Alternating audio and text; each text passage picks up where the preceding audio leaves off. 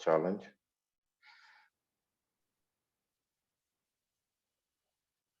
Oh, okay. Sorry about that. Sitala, yeah, you are telling us what you're looking forward to.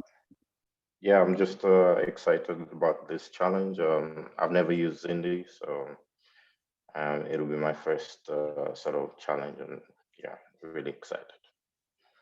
Awesome. Thank you for joining us, Sitala. I hope you enjoy problem solving with us and hope you learn and interact with other Indians. Great, thank you. I think I'll pick on, let's get to hear from Vanessa.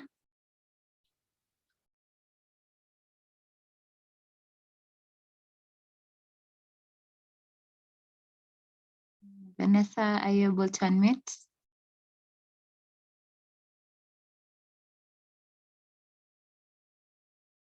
Okay, I don't know if Vanessa is around, but maybe you can put it on the chat where you're joining us from.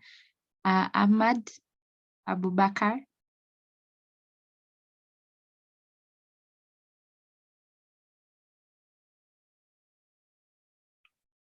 Ahmad, are you able to unmute and tell us where you're joining us from?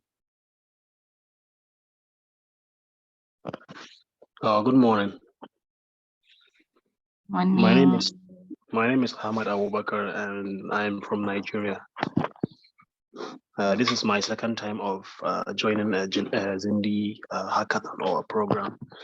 So I am delighted to be part of this hackathon. Thank you. What are your expectations for you participating in this hackathon?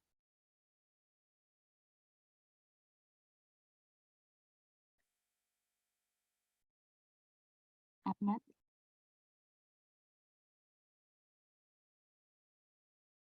Okay, I think you can chat on the chat. But thank you for joining us for the second time. We are happy to host you again. Maybe last but not least, I'd like to hear from, who haven't we heard from? Tom Okware. Can tell us where you're joining us from and what are your expectations from this hackathon?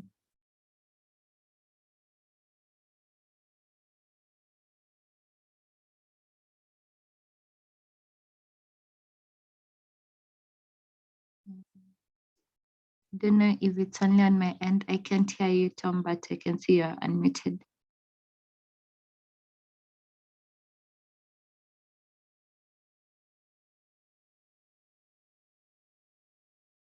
Okay. Maybe it's a technical issue. Yeah, Tom, maybe you can put on the chat. I think it's a technical issue. We can't hear you from our end. It's fine. Just tell us where you're joining us from and what are your expectations for this meeting. So yes, thank you everyone for joining. And again, welcome. If it's your first time, we welcome you to the Zindi family and community. And if you're joining us again, we are again happy to have you back here. So for today's session, we are going to again be launching the Zindi Weekends for September. And I hope you guys are already familiar with Zindi Weekends. We host it monthly so that we can help you grow your skills, continue problem solving, and we also partner with amazing organizations to provide us with data, and we are able to see how we can use different strategies or different metrics or different ways to solve different problems that are shared and the data they have for us. So for today's session, we'll be having Credrails. They will introduce themselves and what they do mostly, but I can just share some snippets of what the competition is about. So Credrails is an open banking platform that allows anyone to access data from banks, mobile money, and offline transactions through an API to build applications. And many of these applications are used for analytics and which rely on the insights from the bank transactions. So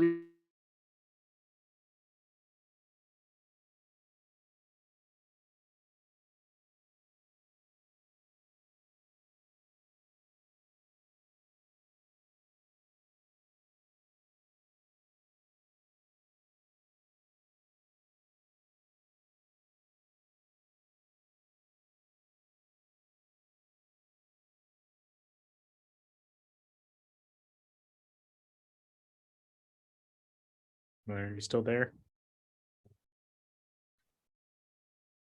I think we lost her, maybe internet issues. I think we can proceed. So from now, you can proceed and take us through Credrails and the starter notebook. Okay, cool. Yeah, welcome everyone. Thanks for joining us today. My name is Tuso Simon, and I'm the head of data science and machine learning at Credrails.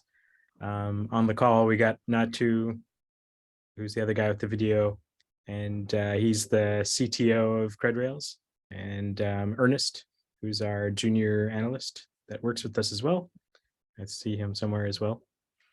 So that's kind of our data team. And basically what we do is we take bank statements from different types of sources. So like banks, M-Pesa, mobile money, anything like that. And we try to create insights from them so that other people downstream can use that insights to help them make decisions. So one example could be for credit scoring or lending. Other ones can be personal finance. So you can categorize your personal finance transactions and stuff like that. And so we're a pretty new company. So we haven't had a lot of time to develop a sophisticated machine learning infrastructure yet. So that's why we reached out to Zindi to help us out and get started with this stuff. Let's see if I can share my screen. So cool.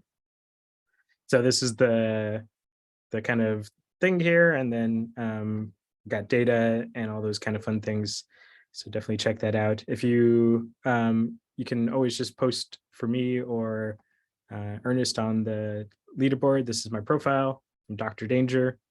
So you can just look for me in my silly picture and reach out if you have any problems with anything or things don't really make sense.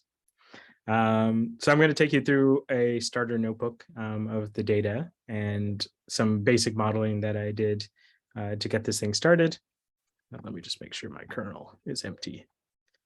So we're just going to start off by importing some libraries. I don't know why it likes to cut off at the bottom sometimes. All right, cool. So got all of our libraries in, so mostly pandas and some model selection from sklearn. The data is all located here. So this is what it kind of looks like. This is the test, and here's the training set. So each row is a transaction. You have a couple pieces of information. So you have the date, which is when the transaction happened. We don't really get more granular date time stamps than that, so you'll have to deal with the date. You got the transaction details. So this is basically a description of what the transaction's about. And a lot of times they don't put spaces or anything weird between the words because they're trying to save space on the transaction details. So I think that's what we'll find here. The account number is just like the unique identifier for the individual. This check number is when the customer deposits money with the check. They'll give them a check number. We have the kind of withdrawal amount. So this is like the debit amounts, the amount that's going out of the account. And then you have the credit, which is the input if the transaction is an input, and this is if it's an output. And then this is their running balance. So this is what the running balance of the transaction is. And then the category is the target that we're going to try to predict for.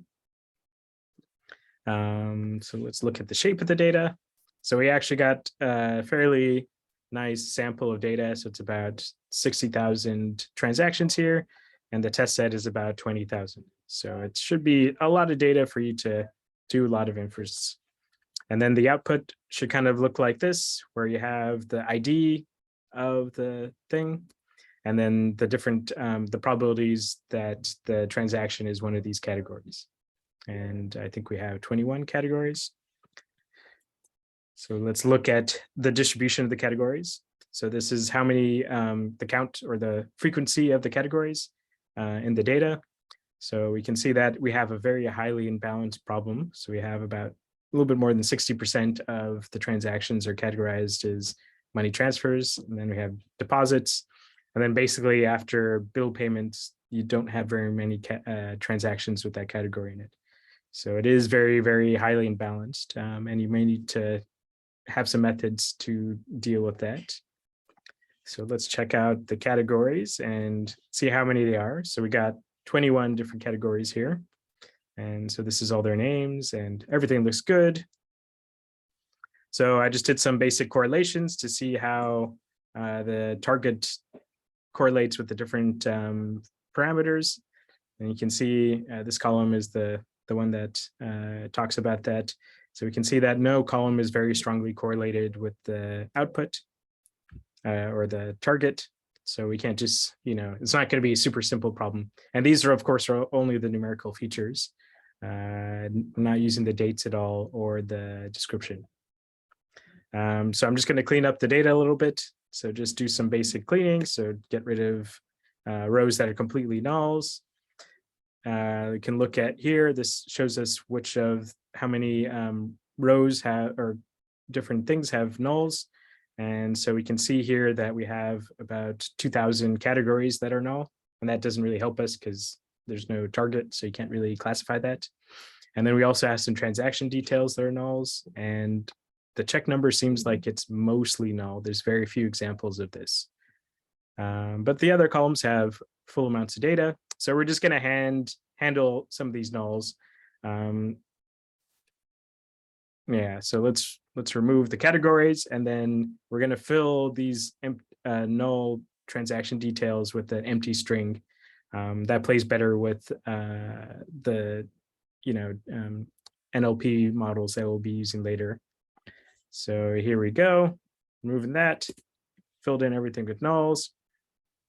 And then usually what you do is you'd look at the spaces and try to split the words out so you can see how much vocabulary you have for your bag of words or your kind of NLP models. So if we do a split for spaces, the max length of our thing is still 1. So it's not able to split up the words at all. And if we look at the data, you can see that there are no spaces in here and everything's capitalized, and it looks like, yeah, so they're definitely using saving space by not adding spaces and stuff.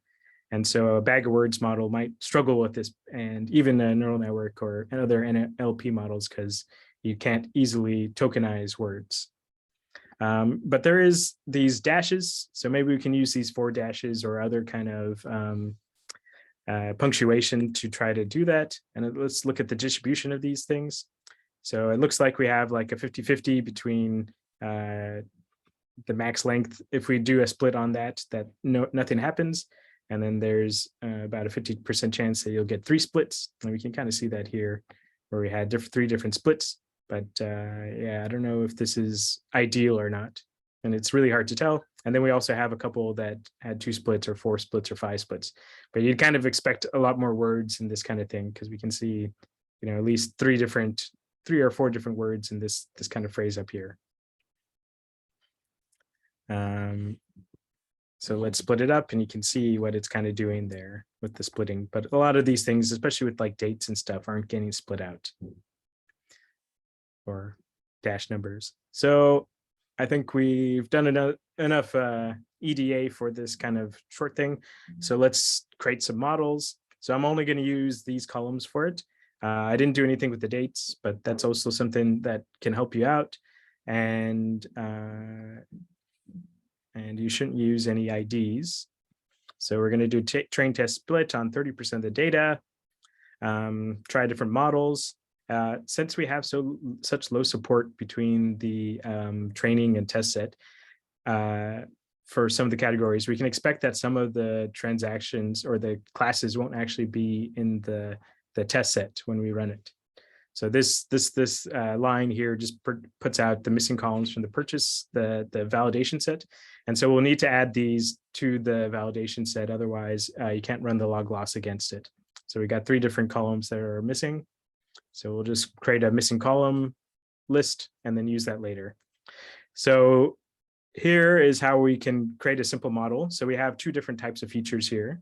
So one will be for stuff that we can do, so transformations and stuff like that we can do on the numerical columns. So these are all the columns that have to do with money. And then we need to have some feature creation for the transaction details. So this is NLP stuff. And so we're just going to use this pipeline to do that. So what I did here is I used the TDIF term frequency vectorizer. And this usually works on bags of words, but we're unable to find words. So I asked it to look at all the characters. And so it's going to split out each character as like and tokenize it. And then you can also give it an n-gram range. So this is going to allow you to select 1 character, 2 characters, 3 characters, all the way up to 9. So we'll have all these different combinations. And this creates a huge amount of features. So what I did is I did some dimension reduction on it. And I found this method on sklearn. It's actually something I've never seen before. But what's nice about it is it doesn't require any standardization and works really well on sparse data, which is what outputs from the TDIF. So I'm going to return 3 variables from this TDIF vectorizer. And then what we do to create our features is we're going to do kind of a concatenation. So we're just going to put the numerical feature transformations and the output from the text features together, and then run a model on it. So this thing right here is how you do that. So use a column transformer, and then you put your numerical stuff with the numerical columns and the text stuff with the text columns. And I found something really weird here is that if you make this a list like this, it gives you a super weird error. So make sure that this isn't a list, it's a string. And then this thing tells you how much it should make sparse data out of. And I told it not to make any sparse data. So everything's dense. And then you stick it into pipeline. So now we have a preprocessor that always processes data in a certain way. And now we can try out different classifications. So let's run this and see how well this basic model works. So it's a very simple model, just 1 decision tree running on it. And then, so I do the fit and then a predict. And then down here, I get dummies from the validation, but I know I'm missing columns. So I just append them on the, concatenate them at the bottom of it, and then allow it to create the columns for everything. And then I go and remove those bottom columns that I concatenated on it, since they were just made to produce the right columns. So that's what this line is doing. And then I'm able to use that to calculate the log loss. So you can see we're getting pretty good accuracy, but a really high log loss. And if we look at the kind of support and categorisation report, we can see that there's a lot of stuff that it's not categorizing at all. So it's getting 0 precision recall on a lot of these low support things. And some of these things have only 1 or 2 examples in it. So, but it is doing pretty good on the major categories. So the deposits, it's doing pretty good. That's a really good F1 score. And on the money transfers, it's doing all right, but not great. And then kind of the other ones with medium support, it's not doing very good. But since it's so imbalanced, no matter what we do, we're going to get a super high accuracy. So accuracy is not really a good metric for us. So the nice thing now is that we can just start trying different models on this thing. It's very straightforward to do. So we can create another pipeline where we just put the same preprocessor in it and then put a random forest classifier. So let's run this one. This one takes a little bit longer to run because it's got 100 trees instead of 1. And we can see what we get. And yeah, I'm doing this all in the validation set. So we haven't done anything on the test set. So there we go. So you can see that this model is able to produce a lot better result. The log loss on the last one was 1.2, and here we got 0.2. So this model is able to find a lot more stuff. Accuracy is still about the same, hasn't changed that much, but such an imbalanced data set, it's not surprising. But you can see now from the classification report that it's actually getting some results for the lower support stuff. So it's not just focused on the majority classes, it's actually doing some stuff on the minority classes. So that's also pretty good. The money transfers thing seems like it's a little bit worse, but the rest of them are better. So that's probably why it's doing better. So I think we're happy with this model, at least for this demo, we're happy. We're not doing any stacking or anything like that. So now we can create a submission model. So I just take the ID column from the submission file and use that as the index for the predictions so that you get the submission in the right format. So now you can see the ID column is what they want for the submissions. And then we have the probability of each class each row with each class. So this one's got 23% chance of being bank charges, 1% of bill payment, 25% of check. And so go and do the log loss against that. And then we can create our first submission file. So there we go. And you can see the submission file is ready and everything's there. That's what it looks like. So now we're ready to upload it. I'm not sure if it's ready yet. Is it ready to be uploaded? I didn't think so. No, it's not ready. None of the stuff's ready, but we could upload it and see what it is on the secret set. And that's the one that would tell you your position on the leaderboard. Yeah, so it looks like they did some tests on that. So cool. Great. Yeah, if there's any questions, feel free to ask. I'm happy to chat about it for a little bit.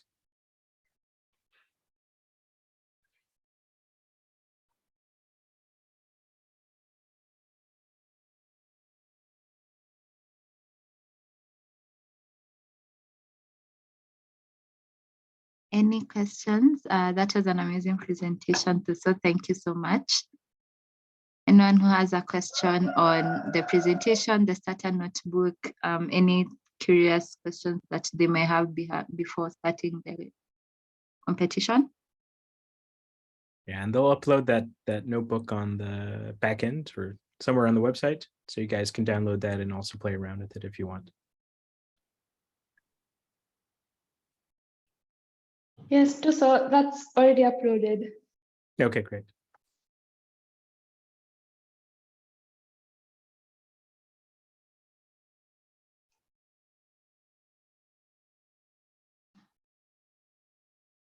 Okay, Emmanuel has a question.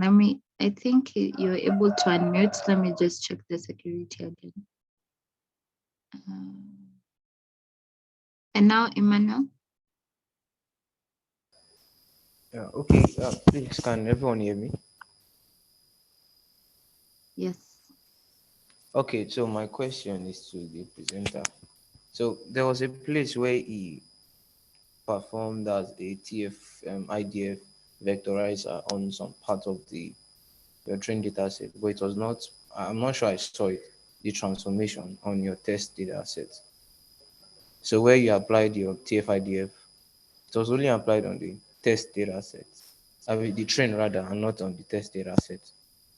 Oh, so since I'm using the pipelines, this pipeline is what you use. So when you train it, it goes and actually initializes everything and does the fit method on all these different parts. So this preprocessor has both a standard scalar and also a TDIF and a truncated.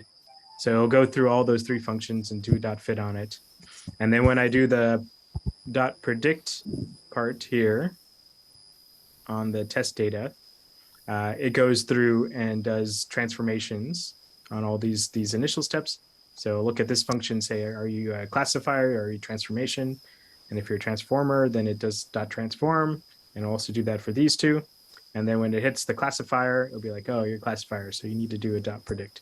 But then the data is the same format, and it guarantees that if you give it a data frame of the same format, the input to the model is always going to be the same. Yeah, okay, yeah, I saw it now. I thought you did not use because when you were doing the prediction, where you're instantiating the model, I never saw where you used the CLF. It's now I saw it now. So thank you. Yeah, sure. Yeah, I like to just stick everything in one big function. Any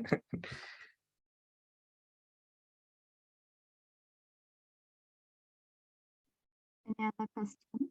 Thank you so much, Emmanuel, for the question and so for following up.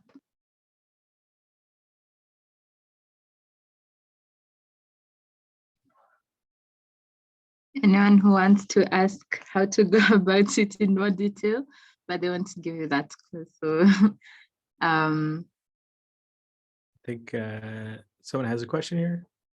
okay. On the chat.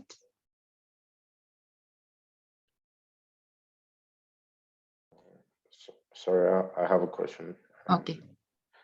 I can't figure out why my camera is in the wrong orientation as well, but thanks for that too. So Yeah, I'm just wondering, like with the class imbalance, is it representative of what you have, and like in the real world at the moment? Is that what you see, like with the distributions?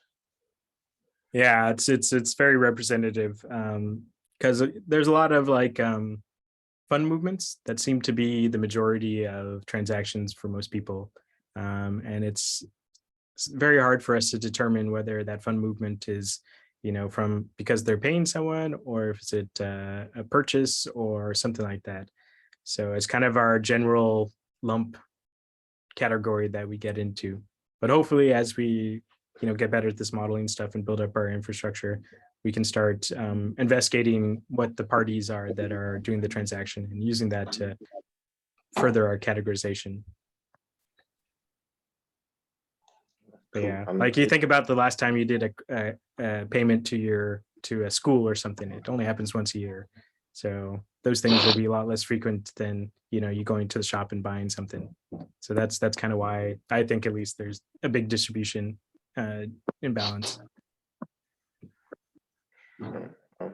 Great. And is the inference in real time, or do you just do the analysis post getting the data? So it's semi-real time. So someone will upload a statement to our portal, and we process that and do a whole bunch of other things on that. And then we basically got, I think, about 5 minutes to get everything sorted. So we'll get the whole file as a batch, and we can run it the inputs on that. But yeah, it's not like the transactions are just streaming to us. Cool. Thanks so much.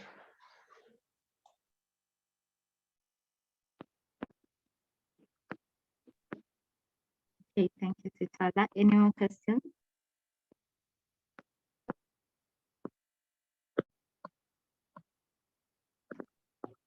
Ahmad, I see you unmuted. Do you have a question?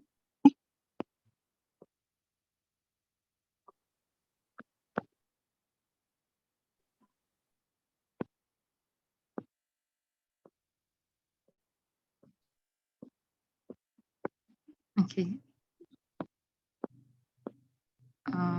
You can put it on the chat in case you're not able to speak. Okay, great. If there are no more questions, we will stay behind for like around 5 minutes in case you had some follow-up questions that you'd like to ask the team. So in case you have a question or you felt a bit shy to share it, we'll be here at the end of the session that you can inquire from the team, and also on how to go about maybe a problem that you're having. But other than that, thank you for joining the call, and we'd like to launch the hackathon for you to get started and put all your efforts and your problem solving skills to it. I think it's an amazing challenge, and it will be a good challenge to work on during the weekend, and we'd like to see the different solutions that come from it and ways of solving the problem. So yeah, thank you so much. The starter notebook is on the it's on the Zindi competition for this Zindi weekend, so you can go and look into it as you get started. Any last words from the team before we wrap up? Yeah, and we'll try to be around. So if you want to post anything on a leaderboard or discussion forum, me or Ernest will try to answer it. And any other things you guys need, just ping us on there. Okay, great. Thank you so much, everyone. Good luck and have fun. Happy learning. Yes, see you later. We'll be on the call for 5 minutes in case you want to ask any question. Okay, bye, everyone.